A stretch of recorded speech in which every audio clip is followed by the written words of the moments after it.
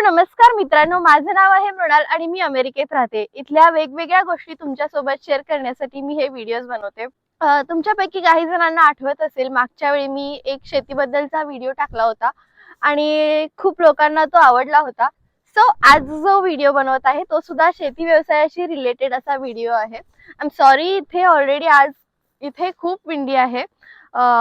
म्हणजे आम्ही जिथे राहतो ओक्लाहोमा स्टेट, तिथे नेहमीच अशा प्रकारचं वातावरण असतं, विंडी। तुम्ही बघू शकता आजूबाजूला विंड मिल्स पण आहेत।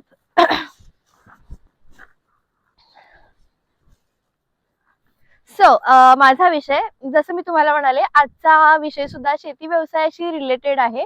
आज मी तुम्हाला हे दाखवायला घेऊन आलीये, हे म्हणजे हे वाळलेलं गवत। हो, तुम्हाला माहितीये का, अमेरिकेतील शेतकरी या वाळलेल्या गवताची शेती करतात।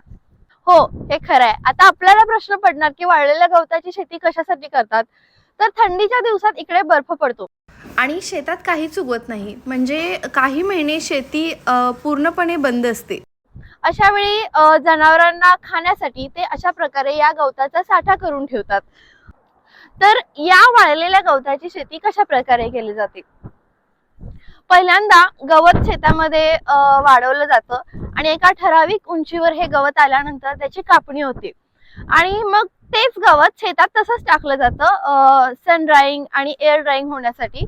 एका ठराविक जेव्हा त्या गवतामध्ये 20% किंवा त्याच्यापेक्षा कमी जेव्हा मॉइश्चर लेवल राहते, तेव्हा ते गवत एका बेलर नावाच्या यंत्रामध्ये घालून कॉम्प्रेस केलं जातं आणि कॉम्प्रेस करताना त्याला हे असे सर्क्युलर आणि रेक्टँग्युलर शेप दिले जातात।